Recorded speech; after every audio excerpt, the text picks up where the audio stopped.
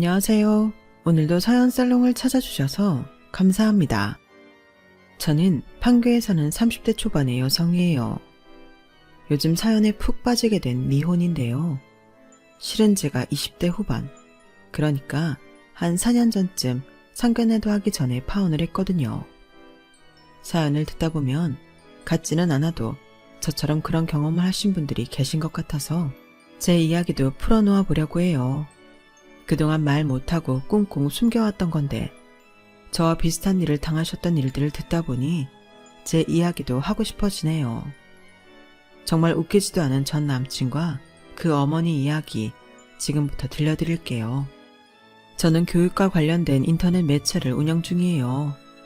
그렇게 좋은 대학을 나온 건 아니지만 알바로 유치원 아이부터 중학생까지 보조 선생님을 하며 제가 의외로 아이들 공부 프로그램 짜주는 데에 재능이 있다는 걸 알게 됐어요. 아이들의 특성을 잘 살피고 그 수준에 맞춰 공부할 수 있도록 해주었더니 제가 공부를 잘했고 못했고는 상관없이 학부모들이 좋아하더라고요. 아이들 책 읽는 시간과 공부하는 시간이 체계적으로 잡히게 돼서 다행이라고 하면서요. 그래서 내친 김에 그런 쪽으로 온라인 사업을 하게 됐고 지금은 직원도 꽤 있고 회원 수도 많이 확보해서 탄탄하게 잘 운영해가고 있어요.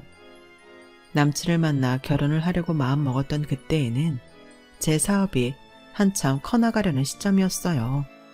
막 입소문도 나기 시작했고 학부모들이 저한테 직접 연락해서 이런저런 상담도 할 때였어요. 그러니 제 매출은 당연히 전보다 높아졌고 얼마라고 말씀은 못 드리지만 제 남친 월급보다 제 월 수익이 배는 훨씬 넘게 벌기 시작했을 때였어요. 아빠가 원래 한 분야의 시장에 대한 분석을 잘하시고 일을 꼼꼼히 하셨는데 제가 물려받은 것 같다고 하시더라고요. 엄마가 일찍 돌아가신 후 저와 여동생을 혼자 키우셨지만 당신이 일으킨 자영업을 프랜차이즈로 만드신 후 많은 이익을 보고 파신 후에는 부동산 쪽으로 관심을 두셨어요. 그래서 지방 곳곳에도 땅이나 아파트가 있고 서울이랑 경기도에도 건물 2채가 있고요. 그런 아빠가 계셨기에 저는 또래보다 비교적 이른 나이에 겁없이 사업을 저지를 수 있었고 처음에는 좀 부침이 있었지만 점점 나아져서 이제는 큰 굴곡 없이 해나가고 있네요. 제가 어려울 때마다 아빠는 조언을 아끼지 않으셨어요. 그리고 힘든 일을 헤쳐나갈 수 있도록 격려도 해주셨고요. 혜인아, 어려운 일은 원래 생기는 법이야. 그러니 일일비하지 말고 중심 잃지 말고 묵묵히 해봐. 네가 정말 좋아하는 일이라면 그런 시간이 지나고 나면 분명히 좋은 성과가 나타날 거다. 그래서 저는 제가 이렇게 사업가로 자리 잡은 게 다 아빠 덕이라고 생각하고 있어요.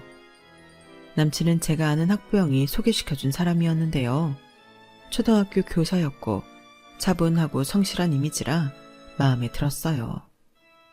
제 사업이 막 일어나기 시작할 때 남친과 결혼을 결심했던 건 아빠 땅이 있는 지방에 갔다가 길을 잘못 들어서 한참을 헤맸을 때 남친이 학교 일도 마다하고 저를 찾으러 와준 것 때문이었어요. 아빠 땅이 있는 데에 제 회사 지점을 세우면 어떨까 해서 알아보러 갔는데 제가 그만 내비의 주소를 잘못 입력해서 일이 완전히 꼬이게 되어버렸거든요. 남친 덕에 제대로 길을 찾았던 저는 놀라고 피곤한 저 대신에 지역 상황이나 학원과 규모 같은 걸 알아봐준 그 사람이 몹시 믿음직하게 느껴졌고 얼마 지나지 않아 남친이 저에게 청혼을 했을 때 저는 망설임 없이 좋다고 했어요. 남친이 제가 무슨 사업을 하는지 알고 있었지만 자세한 상황까지는 모르고 있었어요. 그도 그럴 것이 당시에 제 사업은 규모도 그렇게 크지 않았고 이름도 많이 알려지지 않았었거든요. 그저 작은 공부방 모임 정도로 아는 사람도 많았어요.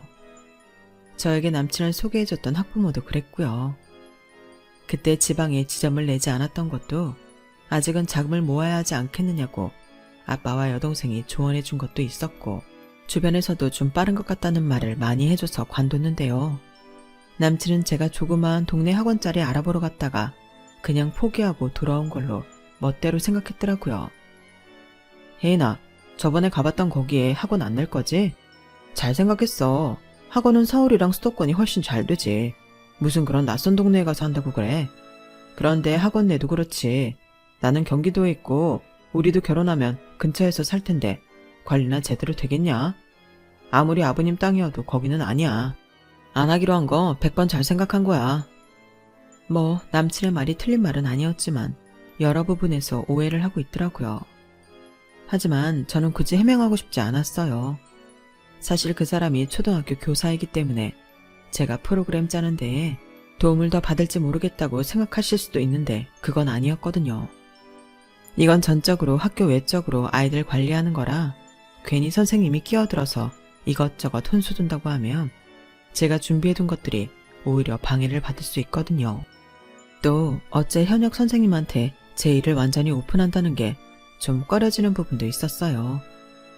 도움을 받든 안 받든 그런 자세한 것들은 결혼 후에 알려도 괜찮지 않을까 하는 마음도 있었고요. 남친은 평범을 넘어 정말 소박한 집안 남자였어요. 아버지는 중소기업 다니다 은퇴하시고 병으로 저랑 만나기 2년 전에 돌아가셨다고 했고 어머니는 평범한 주부라고 했어요.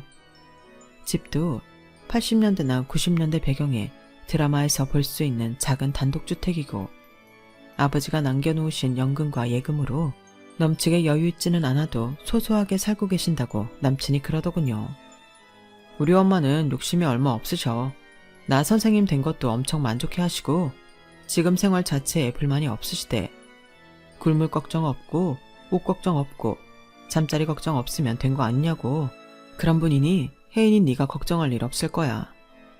남친은 그렇게 말했지만 제가 본 남친 어머니는 전혀 그렇지 않았어요. 처음부터 저를 못마땅하게 생각하는 게 눈에 훤히 보이더군요. 안 그런 척 표정 관리를 하려고 해도 매서운 눈매까지는 숨길 수 없었으니까요. 우리 재원이가 왜 벌써 결혼을 한다고 난리인지 모르겠다. 아니, 둘 소개시켜줬다는 학부형 말이다. 그냥 자기 아이 담임 끝났으면 그걸로 쪽내면 되지. 뭘 여자까지 소개시키고 오지랖이라니? 혜인이라고 했지? 너 행여 나중에 그 사람이 중매해준 턱내라고 그래도 절대 해주지 마라. 그런 걸로 한몫해먹으려는 사람들도 있거든. 네가 대단한 돈은 지불 못해도 가방 하나는 받아내려고 할지 몰라. 아휴, 그거 하나 받자고 사람을 막 붙이고 그 사람도 나중에 아들 다 키워놓고 보면 내 심정 알겠지. 우리 재원이 같은 학교 선생을 인터넷으로 뭐 한다는 사람을 소개시켜준다니. 참네. 뭐 그건 일이 잘 되기는 하는 거니? 예, 너 그러지 말고 너도 안정적인 직업을 찾아보는 거 어때? 아직 나이도 젊으니까 일반 회사에 들어가도 괜찮고. 공무원은 어때? 하긴 공무원 한다고 시간 잡아먹으면 우리 아들만 힘들지. 너 결혼해서 우리 재원이 혼자 벌어먹고 살게 만들지 않을 자신 있어? 그럴 일은 없을 거예요. 제 사업이 지금 커나가고 있고 앞으로도 크게 요동칠 일 없는 거라 어머님 생각하시는 인터넷 사업들하고는 좀 다른 면이 있어요. 달라봤자 거기서 다 거기지. 요즘 할 일 없고 취직 안 되는 애들이 개나 소나 다 하는 게 인터넷 아니야. 사업이라는 것도 잘 되다가 안 될 수도 있는 거잖아. 한마디로 언제 어떻게 될지 모르는 일인 건데. 그래서 말이다. 나는 네가 우리 아들이랑 결혼하면 미래는 그냥 보장되는 거라고 보거든. 그러니까 결혼 비용은 정확히 반반씩 했으면 좋겠다. 나나 우리 재원이는 네 직업에 대한 미래 불안을 안고 시작하는 거잖아. 그러니까 이게 서로에게 공평하다고 보는데 어때? 그럼 신혼집도 반반으로 하자는 말씀이세요? 나는 그거 기왕이면 니네가 있으면 좋겠다. 그런데 정 안 된다면 우리가 보태줄 수는 있어. 아, 네. 제가 한번 생각해 볼게요. 그런데 공평하다고 하신 말씀이시면 신혼집도 절반씩 내는 게 더 맞지 않나 싶어요. 어릴 때부터 돈을 만져서 그런가? 셈은 똑 부러지는 게 어디 가서 돈 떼이고 울고불고 하지는 않겠구나. 알았어. 그럼 나도 신혼집 절반 해주는 걸로 생각해 볼게. 이거 내가 굉장히 선심 쓰는 거다. 네가 학벌이 좋은 것도 아니고 대단한 집안도 아니고 번듯한 직업을 가진 것도 아니잖아. 그런데도 이렇게 해주는 시댁 많지 않을 거다. 남친 어머니가 하도 속사포처럼 쏘아대는 통에 저는 정신이 하나도 없어서 나중에는 네네 하다가 나왔는데 나중에 곰곰이 생각해보니 이 결혼 다시 생각해봐야 되는 게 아닌가 싶더라고요. 말끝마다 제가 하는 일 우습게 보고 제가 대학 안 좋은 데 나왔다고 무시하는 것도 그렇고요. 신혼집 해주는 게 부담스러워서 초반에 그런 식으로 말해서 반만 내려고 했다는 생각도 들더라고요. 남친 어머니도 어머니지만 남친 태도에 저는 더 실망한 것도 있었어요. 남친은 자기 어머니가 그렇게 저한테 함부로 말하는데도 그저 묵묵히 듣고만 있더라고요. 나중에 만난 남친의 변명은 당시에는 이해가 갈 것 같기도 했어요. 엄마가 나만 보고 사셨는데 아들 장가 간다고 하니 섭섭하신 거야. 그러니까 괜히 소개해준 사람까지 뭐라고 하고. 엄마들은 그렇대. 내가 처음에 여자친구 생겼다고 했을 때는 얼마나 좋아하셨는데 그런데도 막상 결혼한다고 하니 괜히 아쉽고 속상한 것 같더라고. 저러다 마실 거니까 너무 마음 쓰지 마. 뭐 내가 엄마 변명하자고 하는 말은 아니고 솔직히 아버님도 나 그렇게 반가워하시지는 않잖아. 아빠는 제가 결혼한다고 하니 먼저 나서서 남친과 제게 밥을 사셨는데 그때 아빠가 좀 단호하게 말씀하신 게 있었어요. 나는 그렇게 생각하네. 아무리 세상이 변했어도 남편이 아내를 보듬어주고 지켜준 건 변함없다고 생각해. 그러니 자네도 우리 혜인이 고생해서 일하는 거 요즘 다들 그러니 당연하다 생각하지 말고 애쓰는 걸 알아줬으면 해. 남자들이 아내가 잘 받쳐줘야 밖에서 일 잘한다고 하지. 여자도 마찬가지인 거야. 남편들이 얼마나 마음 편하게 해주느냐. 그거에 여자도 일이 더 잘 될 수 있어. 제가 남친 표정을 살피니 언뜻 아빠가 하신 말씀을 꽁하게 마음에 두고 있는 것 같더라고요. 아빠가 그렇다고 재원 씨 하는 일이 이렇다 저렇다 하신 건 아니잖아. 일반적인 이야기를 했지. 재원 씨 어머님처럼 오빠 콕 집어서 마치 내가 오빠한테 엎여 살 것처럼 그렇게 말했어? 그래, 그런 거 아니야. 알았어. 그래서 어떻게 해? 우리 신혼집도 반반하는 거야? 일단 어머님도 그러자고 하셨고 나도 결혼비용 반반 내는 거 괜찮을 것 같아. 내가 돈 없는 것도 아니고 뭐하러 그 돈 다 오빠 보고 부담하라고 하겠어? 집도 반반이고. 그건 그러자고 어머님하고 얘기 다 된 거 아닌가? 왜? 그래. 나도 확인하려고 다시 물어본 거야. 알았어. 라며 웃는 남친의 눈초리가 어째 좀 이상했어요. 사람 눈치를 본다고 해야 하나요? 힐끔힐끔 거리는 게 썩 기분이 좋지 않더라고요. 그동안 만날 때에는 알지 못했던 남친들의 모습에 저는 조금씩 마음에 불안이 생겨났어요. 내가 지금까지 알고 있던 남친의 모습이 전부가 아닌 것 같더라고요. 그렇다면 앞으로도 계속 제가 몰랐던 면들을 보게 될 텐데 그게 어째 좋은 쪽이 아닐 것 같다란 말이죠. 원래 사람이라는 게 여러 면을 가지고 있는 법이라고 아빠도 그렇게 말씀하셨고 저 역시 사업을 하며 늘 느끼고 있던 건데도 막상 저랑 가까운 사람이고 결혼할 사람 일이다 보니 당혹스럽고 제가 사람 잘못 봤다는 기분이 들더라고요. 그리고 얼마 안 있어 남친 어머니가 저를 따로 보자고 연락했어요. 평소 그렇게 소소하고 욕심 없다던 분이 명품으로 온 몸을 휘감고 강남에 있는 백화점 카페로 저를 불러내셨더군요. 그것만도 당황스러웠는데 하는 말은 더 했어요. 그래, 네가 신혼집 좀 더 보태는 것도 못한다고 해서 우리 반반하기로 했지. 그래서 말인데 내가 차 바꿀 때가 됐는데 네가 나한테 결혼 선물로 차를 뽑아줘야겠다. 네? 차를요? 그럼 재원 씨는 저희 아빠한테 무슨 선물 해주기로 했는데요? 아유, 얘 또 답답한 소리 하네. 네가 지금 한참 기우는데 내가 결혼 허락해줬잖아. 사업한다면서 신혼집도 네가 더 못 보태고 우리랑 똑같이 반반한다고 하고 그러면 나는 예단도 못 받는데 억울하지 않겠어? 그러니 내가 이렇게라도 해야 손해를 안 보겠다 싶다. 너 셈 빠른 애니까 알 거 아니니? 앞으로 계속 교사 생활할 우리 재원이랑 살면 얼마나 마음 편하겠어? 너 지금 사업이 얼마나 변변치 않으면 신혼집도 네가 못해.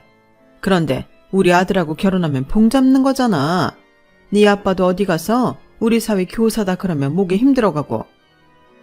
아니, 제가 교사를 우습게 보는 게 절대 아닌데 저런 식으로 말하니 마음에서 울컥하고 교수도 아닌데 뭔 힘이요? 이런 마음이 절로 들더라고요. 사람이 자기 스스로 자기 대접받는다고 하더니 딱 그게 맞더라고요. 저러니 제가 아드님이 교사라서 참 좋으시겠어요. 저 교사인 아들분하고 결혼하게 돼서 너무 든든하고 좋아요. 라는 말을 하고 싶겠어요. 괜히 깎아내리고 싶은 생각만 들죠. 어머니, 저희 결혼식 때 아마 제 손님하고 저희 아빠 손님이 훨씬 많을 거예요. 그러면 축의금 저희가 더 많이 받을 거고요. 그것도 반반씩 나누자고 하셨잖아요. 아빠도 계속 현역에 계셔서 아빠 친구분들이 내시는 축의금 만만치 않을 거예요. 그런데 제가 재원 씨 직업 때문에 결혼 선물로 차를 해드려야 한다니 납득이 안 돼요. 아니, 이런 게 머리로 따지는 논리로 되는 거라니? 네 마음을 나한테 표현하라는 거잖아. 그게 정 싫으면 나 예단 받으마. 예단으로 이 차 해다오.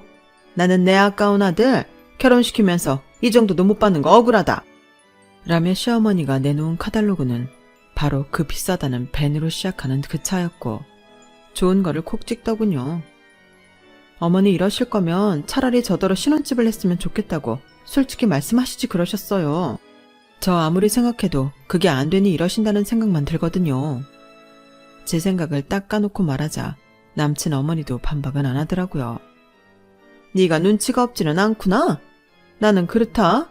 네가 기반 약한 사업하면서 사업가랍시고 돌아다닐 거면 이미 인증 완료된 우리 아들하고 살집 정도는 해와야 되는 거 아니니? 요즘 같은 세상에 무조건 남자 집에서 이런 거 해야 되고 저런 거 해야 되고 그런 거 아니잖아. 그러면 양쪽 비교해서 더 기우는 쪽에서 많이 하는 게 맞지. 그러니까 제가 기우는 쪽이니 뭐든 더 해야 한다 그거네요. 다 알면서 뭘 그렇게 못 알아듣는 척을 하니? 그럼 이거 재원 씨도 다 알고 있는 건가요? 재원 씨랑 이야기 된 거예요? 어머, 너는 지금 이 일에 왜 우리 재원이를 끌어들여? 우리끼리 잘 해결하고 넘어가면 될 일이지. 네가 순순히 그냥 나 차 한 대 사주면서 넘어가든지 아니면 집을 네가 다 하든지 그러면 되잖아.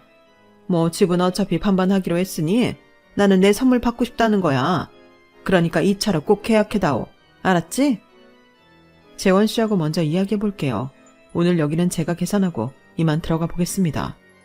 더는 말이 통하지 않을 것 같아 그렇게 정리를 하고 나서며 남친한테 전화를 했어요. 만나서 기니 할 말이 있다고요.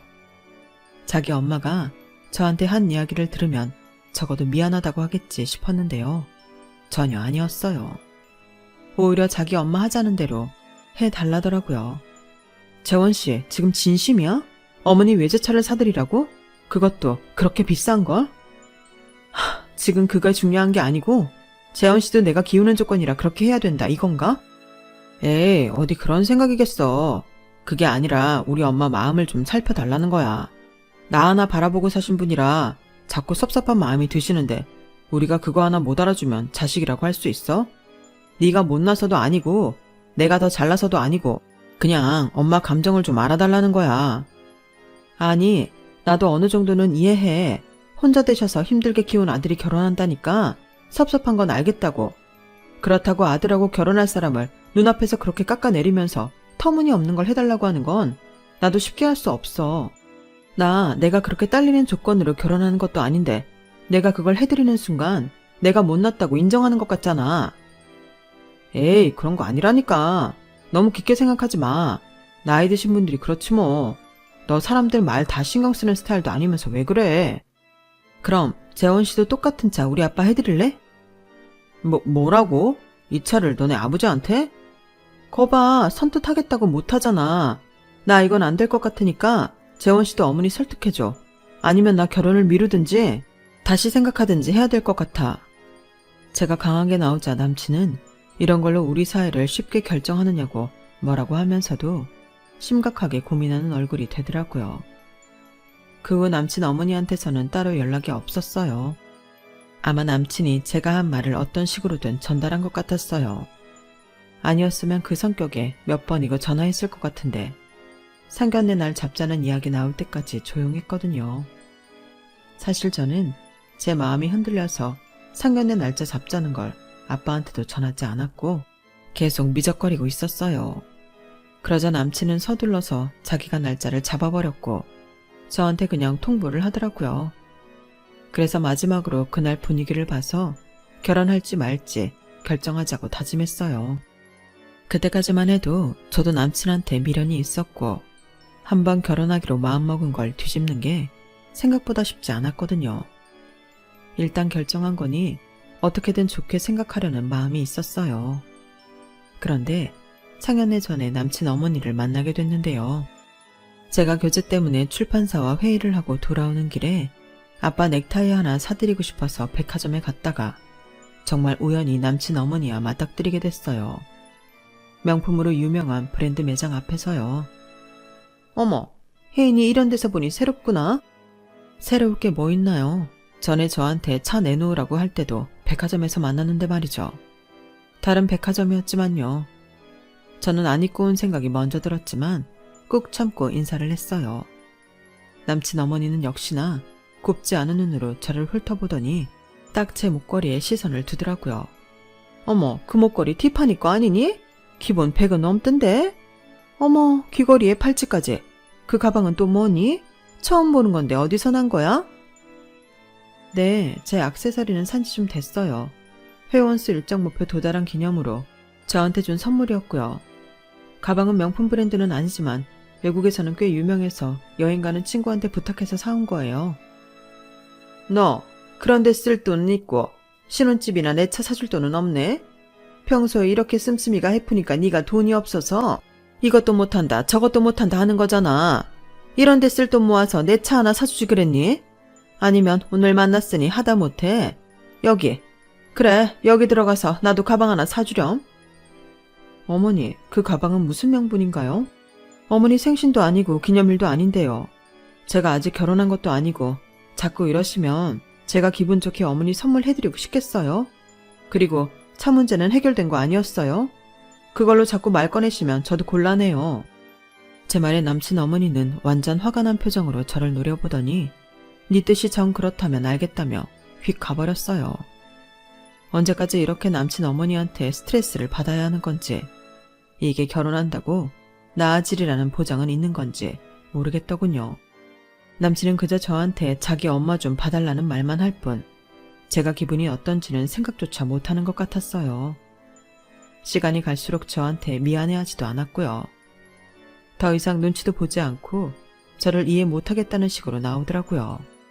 너 엄마 일찍 돌아가셔서 엄마들 심정 모르는 것 같은데 그러는 거 아니야. 아빠들이야 표현을 잘 안 하시니 네가 눈치가 없이 자란 것 같네. 그냥 네 친엄마라고 생각해봐. 그래도 이러겠어? 그냥 엄마 원하는 거 하나만 해드려. 우리 엄마 살아 계셨어도 그렇게 막무가 낼 것 같지 않네. 막말로 이게 아들 가진 엄마들 유세라면 우리 집은 그런 아들도 없고, 그럼 재원 씨도 우리 아빠한테 뭐 하나 해드려. 그럼 나도 생각해 볼게. 아버님은 뭐 해달라는 말씀 안 하시잖아. 섭섭하다는 얘기도 안 하셨고. 아빠들은 표현 잘 안 한다며. 그러니 우리 아빠도 속으로는 섭섭해도 아무 말 안 하시는 거겠지. 제 말에 할 말 없어진 남친은 얼굴만 붉히며 시선을 피했어요. 보통 부모들이라면 다 우리 아빠 같지 않을까? 아들 가진 엄마들도 딸 가진 엄마들도 그래. 그저 둘이 잘 사는 걸 더 바라지. 이렇게 막무가내로 내 아들하고 살 거니까 이런 거 해놓아라 이러지 않을 것 같아. 저는 그 순간 마음이 반쯤 떠났고 남친은 제 분위기가 심상치 않다고 여겼는지 더는 하고 싶은 말이 있어도 꺼내지 않더라고요. 그리고 상견례를 며칠 앞두지 않은 어느 날이었어요. 여동생이 저한테 찾아와서 이러더라고요. 언니, 있잖아. 언니 시어머니 되실 분 나한테 전화했던데? 어? 너한테 전화를? 왜? 그보다 네 번호는 어떻게 알고? 난 언니가 가르쳐준 줄 알았는데? 아니야? 아무튼 그분 나더러 언니 설득하라는 거야. 집에 엄마가 없어서 가정교육이 덜 됐다나 하면서 자기한테 차를 사줘야 한다고. 말도 안 되는 억지를 부리는데 내가 언니 시어머니 되실 분한테 뭐라고 할 수도 없고 답답해서 죽는 줄 알았어. 이게 다 무슨 일이야? 너한테까지 전화를 했다고? 아니, 차 못 사서 죽은 귀신이라도 붙은 거야? 왜 그렇게 차 타령이야? 차를 예단 대신 선물로 받는 건데 그거 못하겠으면 지금이라도 예단 준비하라며 나한테 줄줄이 불러주는데 다 몇백 넘는 명품인 거 있지? 이런 거 재원 오빠도 알아? 여동생은 남친하고 몇 번 같이 만난 적이 있어서 남친한테 오빠라고 불렀지만 좀 정이 떨어진 것 같더라고요. 제가 동생 전화번호 안 가르쳐줬으면 그걸 알릴 사람은 남친밖에 없었거든요. 저는 헤어지고 싶다는 생각이 굴뚝 같아졌어요. 그런데 마침 그 즈음에 아빠가 제 앞으로 명의 변경해준 건물을 사고 싶다는 사람이 나타났어요. 저는 딱히 팔 마음이 없었는데 아빠는 지금 파는 게 좋을 것 같다는 말씀을 하셔서 고민 중이었어요. 남친을 만났을 때 하필 부동산에서 전화가 와서 저를 하도 설득하려고 하길래 나중에 만나서 하자며 전화를 끊었죠. 그랬더니 옆에서 남친이 되게 궁금해하더라고요. 뭐야? 무슨 건물을 파내 많이 하는 것 같은데 혜인이 너 건물 같은 거 갖고 있는 거야? 아, 아빠가 하나 주신 거 있는데 지금 누가 그걸 사겠다고 했대. 근데 나는 좀 고민이 돼서 말이야. 야, 그런 얘기 왜 나한테 안 했어? 그냥 이대로 너 혼자 꿀꺽하고 넘어갈 생각이었던 거야? 남친은 저한테 화를 버럭내며 말도 안 되는 소리를 했고 저는 어안이 벙벙해서 남친을 쳐다봤어요. 아니, 그게 무슨 소리야? 나 혼자 꿀꺽이라니? 그렇잖아. 아버님 주신 건물 나한테 말 안 하는 건 혼자 팔아 넘기고 혼자 그 돈 다 먹겠다는 거지. 어떻게 그럴 수 있냐? 너 아무리 장사 속 밝은 사람이라고 해도 이건 도리가 아니야. 남편하고 당연히 상의를 해야 하고 너한테 생기는 이익도 당연히 나눠야 하는 거고, 안 그래? 누가 남편이야? 우리 아직 결혼 안 했고 이건 너랑 상관없이 이미 몇 년 전에 아빠가 나한테 주신 거야. 마찬가지지. 이제 곧 결혼하는 건데. 와, 진짜 너 그러면서 신혼집도 반반해야 된다 그러고 엄마 소원 하나 못 들어줘? 진짜 실망이다, 김혜인. 남친은 정말 되도 않는 소리를 막 해대더니 팩 하고 성질을 부리고는 돌아서 가버렸어요. 저는 정말 같지 않은 말에 완전 정 다 털렸고요. 그때부터 그 인간과 결혼 못하겠다, 아니 안 한다 완전 결심을 굳혔죠. 이런 제 마음도 모르고 남친 어머니는 또 저한테 지르느라 전화를 해서 남친하고 비슷한 소리를 하더군요. 아니 뭐 아버지가 지방에 있는 조그만 건물 하나 주신 모양인데 그런 거 받았으면 얼른 우리 재원이랑 어떻게 처리를 할지 상의도 하고 그 돈으로 내 차를 하든 신혼집 돈을 더 보태든 했어야 맞는 거 아니니? 어떻게 그런 일을 우리 재원이 모르게 하면서 결혼할 생각을 했어? 모름지기 부부란 서로 숨기는 게 없어야 되는데 너는 그것부터가 글러먹었어. 아니, 내 아들보다 스펙도 모자라는 판에 이렇게 지만 하는데 이런 결혼 우리 아들이 손해보면서 왜 해야 되니? 이럴 거면 너 우리 아들이랑 결혼하지 마. 어차피 아직 상견례도 안 했겠다. 식장 잡아놓고 드레스 예약한 것만 취소하면 되지 않겠어? 아, 신혼집도 알아봤지? 그까짓 건 뭐 안 한다 하면 되는 거고. 너 잘 생각해. 나나 재원이는 아쉬울 거 없으니까. 이따위로 굴 거면 파토내. 결혼하지 말자고. 네, 그러죠. 아쉬울 게 그렇게 없는데 왜 저랑 결혼을 하겠어요? 저도 마찬가지예요. 결혼하기 전 제 앞으로 된 재산에 그렇게 눈 부릅뜨고 난리치는 사람하고 결혼하고 싶지 않아요. 어머님 말씀대로 결혼 취소하면 되겠네요. 그렇게 전화를 끊고 저는 아빠랑 동생한테도 결혼은 안 할 거라고 문자를 보냈고 아빠는 충분히 생각하고 결정한 거 맞냐는 문자만 보내오셨어요. 동생은 잘했다고 했고요. 저는 아빠와 전화통화로 그간 있었던 일을 대충 설명했고 아빠도 그렇다면 제 결정을 믿겠다며 알겠다고 하셨어요. 그때 저한테 뭐가 있었냐 하면 남친 핸드폰이 있었어요. 남친이 저한테 화를 내던 날 그렇게 열을 내며 말도 안 되는 소리를 하더니 핸드폰을 놓고 갔더라고요. 이렇게 결혼 이야기가 없던 게 됐으니 핸드폰을 돌려줘야겠다 싶어 이걸 잘 포장해서 택배로 보낼 생각이었어요. 그런데 남친 어머니가 남친 핸드폰이 저한테 있는 걸 모르고 문자를 보내더라고요. 화면이 잠겨 있어도 문자 내용은 뜨잖아요. 근데 그 내용이 아주 가관이었어요. 아우, 저거 아주 보통 아니다. 내가 결혼 안 한다 으름장 놓았는데 눈 하나 깜짝을 안 하네. 저는 이게 다 뭔가 싶어서 결국 남친의 핸드폰 패턴을 풀었어요. 남친이 쓰는 패턴이 뭔지는 알고 있었지만 제가 남의 핸드폰 봐서 뭐하나 하고 열어보지 않고 있었거든요. 그런데 저런 문자의 일부를 본 이상 그냥 못 읽겠더라고요. 그렇게 확인한 남친 어머니와 남친의 문자는 생각지도 못한 내용들이었어요. 남친 어머니가 보낸 문자 이전의 것들을 보니 아주 작정하고 저한테 들러붙은 거였더라고요. 얘, 쟤네 재산이 지방 땅 정도면 니네 신혼집은 다 해줘야 되는 거 아니니? 그 정도는 못 해줄 정도인가? 뭐 아빠가 웬만큼 돈 가진 사람이긴 하던데 여동생도 보니까 대학원 다닌다고 했는데 돈 없으면 그런 거 시키겠어? 엄마도 그렇게 말씀하셨잖아요. 쟤 참 뜻대로 안 넘어온다. 웬만하면 다른 여자 찾자. 일단 좀 더 보고요. 영 안 되겠다 싶으면 그때 관둬도 되니까요. 얘, 지방은 서울하고 경기도랑은 달라. 웬만해선 돈 되기 힘들 거야. 얘가 차 한 대도 못 해주겠다 하면 무슨 핑계를 대서라도 그만하자고 하자. 이 결혼 못한다고 해. 그러면 지가 더 딸리닌 어떻게든 매달리겠지. 나도 그럴 줄 알았는데 얘 뭘 믿고 당당한지 모르겠어. 뭐 하고는 아무나 하나? 내가 선생이니 나랑 결혼해야 그런 거라도 다시 해볼 생각 할 텐데. 아주 자존심 세우려고 끝까지 버티는 것 같아요. 지방에 있는 땅 보고 결혼하는 건 좀 그렇긴 하네. 일단 뭘 받아낼 수 있는지 보고 정 안 될 것 같으면 그냥 때려치우지 뭐. 그때 마침 남친이 저한테 핸드폰을 놓고 온 거 맞냐며 인터넷으로 저한테 톡을 보냈더라고요. 그래서 저도 핸드폰 전해주며 할 말이 있으니 어머니랑 같이 나오라고 답을 보냈어요. 남친과 남친 어머니는 뭘 잘했다고 자리에 앉아서 팔짱을 끼고 저를 아니꼽게 쳐다보고 있더라고요. 제가 남친 쪽으로 핸드폰을 내밀자 남친은 주머니에 넣더니 이렇게 말했어요. 나랑 결혼 안 한다는 거 진심이야? 진심이야. 내가 잠깐 어떻게 됐었나 봐. 너 후회 안 하겠어? 내가? 볼 거라고는 아무것도 없는 집이라 지 초등학교 교사인 거 그거 하나밖에 내세울 거 없어서 그걸 빌미로 뜯어먹지 못해 안달인 니네 엄마를 보고 뭘 후회해? 제 말에 남친 어머니는 눈에 불이 켜진 것처럼 저를 쏘아보더니 소리소리 지르며 막말을 했어요. 아이고 저게 이제 폼 나오네. 내가 그랬지? 장사하는 년들 천박하다고. 저거 아주 본색을 드러내네. 너 서울도 아니고 지방에 있는 코딱지만한 건물 그거 혼자 잘 먹고 잘 살아봐. 그게 돈 얼마나 된다고 그렇게 유세니?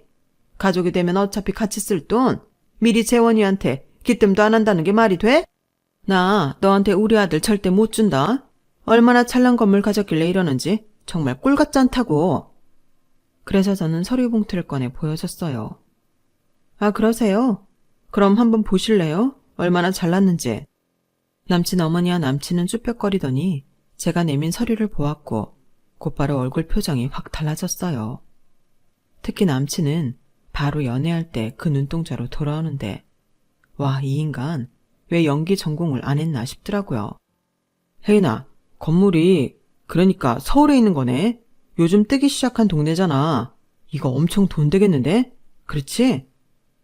엄청까지는 모르겠고 코딱지만 하다고 했지? 크기가 작고 3층짜리라. 그래도 지금 팔면 25억 준다 그러시네? 남친 어머니는 그 말에 손으로 입을 가렸고 남친은 멍하니 저를 바라보기만 하더라고요. 저는 잽싸게 서류를 챙겨서 자리에서 일어났어요. 그럼 이제 더 볼 일 없죠? 뭐 사정이 안 되셨으니 식장 취소 비용만 부담하세요. 신혼집 계약 취소는 아빠가 벌써 하셨으니까요. 더 잘난 여자 만나서 빌부터 잘 살아보세요. 제가 나가려는데 남친이 제 팔을 덥석 붙잡았어요. 혜인아, 나는 너 도와주고 싶었는데 상의를 안 해서 섭섭했을 뿐이지 정말 결혼 엎을 생각 아니었어. 엄마도 물론 나 결혼시키는 거 마음 아프지만 그저 투정을 하신 거지 진심은 아니었다고. 그치 엄마? 그럼 혜인아, 어차피 가족이 되면 다 같이 쓸 돈이잖니. 내가 말하고 싶은 건 그거였지 결코 헤어지라는 뜻이 아니었다. 헤어지라는 뜻 맞잖아요. 내가 다 봤거든요. 아줌마가 아줌마 아들하고 문자한 거요. 저는 문자 캡처한 걸 쭉 보여줬고 두 사람은 얼굴이 하얗게 질렸어요. 그러니까 개수작 이쯤에서 그만하시죠. 아니면 내가 인간 학교에 알리든가 학부형들한테 소문내든가 아니면 교육청에 쓰레기 교사 있다고 신고해버립니다. 제 말에 두 사람은 이러지도 저러지도 못하며 아이고 아이고를 연발하며 앉아있더라고요. 저는 그런 두 사람은 내버려 두고 나와버렸고요.